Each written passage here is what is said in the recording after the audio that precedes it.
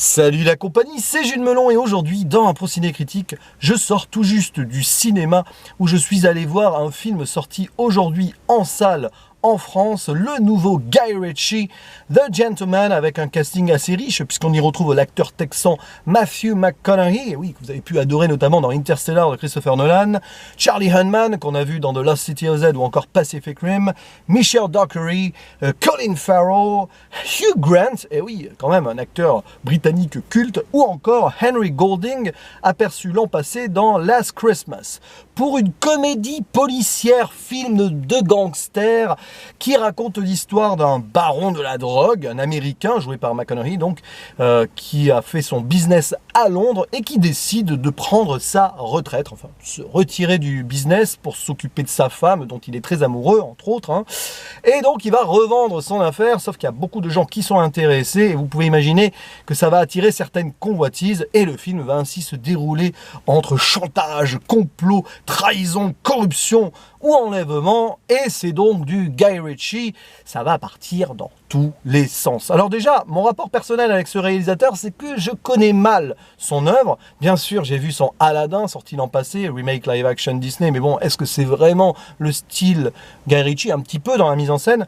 J'ai surtout en tête de lui le fameux Snatch, que je n'ai vu qu'une fois il y a un moment, c'était sur Canal+. J'avais apprécié tout en ayant certaines réserves, parce que Guy Ritchie a une façon très particulière de faire ses films, il faut rentrer dedans.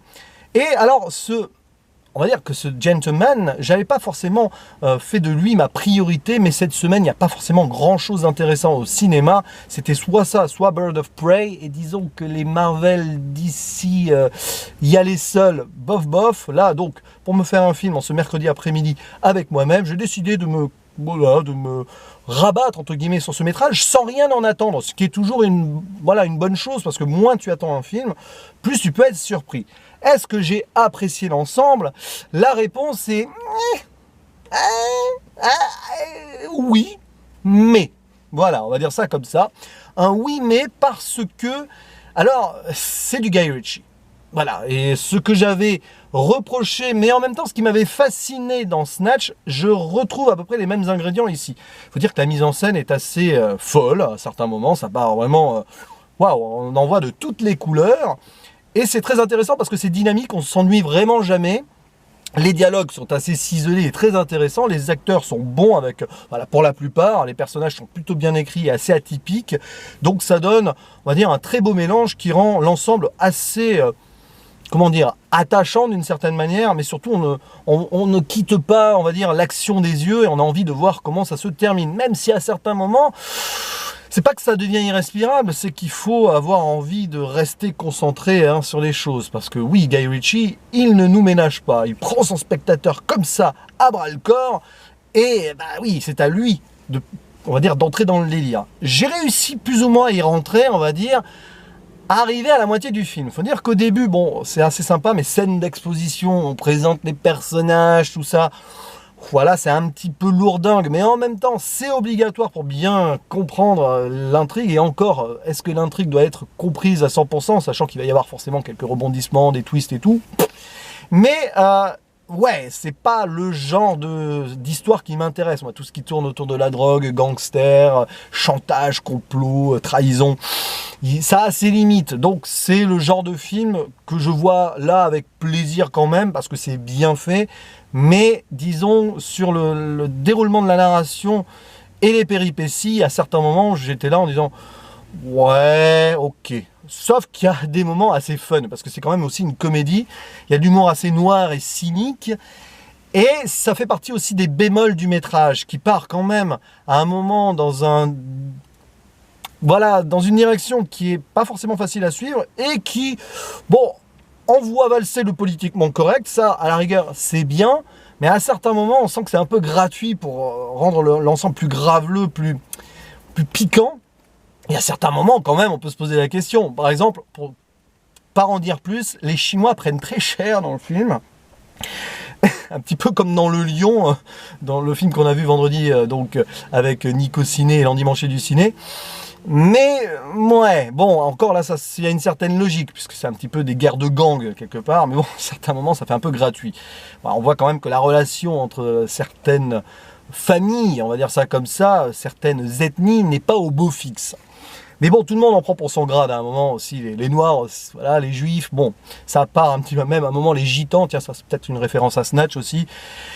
Ok, mais c'est pas forcément ma tasse de thé ultime, tout ça, et à certains moments j'ai trouvé l'ensemble lourdingue et assez dispensable dans la surenchère, tout simplement. Même si c'est drôle, oui, il y a des scènes qui sont...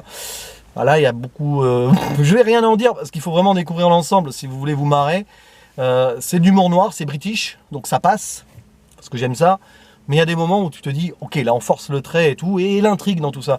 Parce qu'au final, bon, c'est compliqué pour pas grand chose. Certes, on comprend certains enjeux, mais bon, ça reste assez bas du plafond avec cette histoire donc de baron de la drogue, qui est en fait on va dire, quelqu'un qui a un gros business de marijuana, qui veut laisser ça, et du coup d'autres gens veulent l'avoir avant même de pouvoir le racheter potentiellement. C'est assez classique et cousu de fil blanc, tout ça, malgré tout. Donc on rajoute des petites sous-intrigues ou des petits trucs fun. Autour de la drogue d'ailleurs, il y a une réflexion sur la drogue douce, donc la marijuana que le baron, donc joué par Matthew McConaughey, défend, mais il est contre la drogue dure, l'héroïne. Il y a cette axe qui est planté dans le film, ce qui est assez étrange parce que limite ça fait presque une apologie de la marijuana, mais c'est pas ça, hein, pour dénoncer la drogue dure qui est l'héroïne. Bon, et d'ailleurs il y a aussi cette thématique du conflit générationnel avec les plus anciens qui se faisaient des tripes à la marijuana, c'était soft, la weed et tout, la bœuf, alors que les jeunes sont plus à même à se défoncer avec des drogues dures qui va les détruire. Bon, ok. Là aussi, je sais pas, mais c'est assez marrant dans le film, il y a beaucoup de relations entre générations, dont ce coach de boxe qui va se mêler à l'affaire un petit peu malgré lui, et qui essaye de garder ses jeunes sportifs dans le droit chemin, mais là il va être amené à un petit peu enfreindre ses propres règles. Ce coach joué par Will Ferrell, pas du tout, Colin Farrell, qui est d'ailleurs l'un des meilleurs personnages du film en ce qui me concerne, avec un vrai flegme. D'ailleurs, chaque personnage a son flegme. Le personnage de Raymond, l'homme de main donc de Mickey, hein, joué par ici Raymond, c'est Charlie Hunman, sorte de gars qui ne s'énerve jamais, mais qui a quand même de la répartie à la fois orale et physique. Le baron de la drogue lui-même, donc Mickey Pearson, joué par Matthew McConaughey, qui est assez stoïque parfois, mais il ne faut pas l'énerver, notamment avec sa femme. Bref, voilà, et puis Matthew, donc le chef, on va dire, l'homme d'affaires, on va dire ça comme ça, juif, qui est lui aussi assez tranquille. Et bien sûr, le personnage de Hugh Grant. Et je finirai là-dessus, je vais mettre une couche sur le personnage de Hugh Grant, qui est très intéressant, une sorte de détective privé, d'enquêteur, qui va jouer le rôle de narrateur dans le film, puisque ce métrage va se dérouler sur une rencontre entre donc ce détective privé et l'homme de main du baron de la drogue. Et ils vont se raconter des histoires, il va même aller un petit peu en dehors de la réalité, comme Guy Ritchie. D'ailleurs, Hugh Grant, c'est Guy Ritchie dans le film. Des fois même, il va sortir de la narration pour proposer quelque chose de plus spectaculaire en sortant de la réalité. Après, il dit non, ça s'est pas passé comme ça et tout, pour bien faire vivre le film. D'autant plus que ce personnage a envie d'adapter un scénario au cinéma, en plus de tout ce bazar. C'est très drôle parce qu'il y a presque une mise en abîme. Mais j'ai envie de dire, qu'est-ce que ça vient faire là? Pas super passionnant, à part donner une certaine couleur au métrage, j'ai envie de dire. Voilà, donc c'est un film quand même sympathique à voir, je le dis, mais pas indispensable, assez dispensable. Alors attention, si vous êtes dans le délire Guy Ritchie, je pense que c'est fait pour vous et que vous allez adorer. Voilà, moi Snatch, il faudra que je le revoie. D'ailleurs, je voulais le revoir, mais j'ai pas eu le temps. Son autre film sorti avant, j'ai plus son nom en tête, apparemment est très bon, mais j'ai pas vu. Donc voilà, je suis peut-être un petit peu passé à côté du délire parce que c'est pas forcément le style de métrage que j'apprécie plus que tout, Guy Ritchie, voilà. Mais c'est objectivement bien fait, donc allez, je vais mettre 6,5 arrondi à 7 parce qu'il y a des belles trouvailles de mise en scène, il y a des dialogues assez sulfureux qui sont intéressants et les acteurs semblent s'amuser pour la plupart et sont plutôt bons, à part peut-être Henry Golding qui joue donc Dry Eye, œil sec, l'un des leaders de sorte de mafia chinoise. Bon, voilà, mais c'est le seul vrai bémol d'acteur que j'ai dans le film. J'ai eu grand plaisir à retrouver un Hugh Grant qui cabotine un petit peu, mais qui est brut de décoffrage avec son personnage, ça lui va très bien, je trouve. Bref, c'était mon avis sur ce The Gentleman.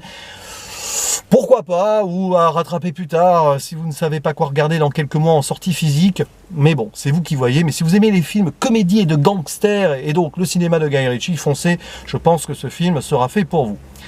Ah oui, puis dernière chose, et je finirai là-dessus, référence au lion, je l'ai dit, avec racisme anti-asiatique. Bon, attention, hein, j'extrapole, c'est pas vraiment ça, voilà. Et à un moment, quand même, le chef de le baron de la drogue, Matthew McConaughey, se prend un speech autour du roi de la jungle et se surnomme lui-même le lion. Ah, voilà. Bon, ça c'était vraiment gratuit, mais j'avais envie de le passer là.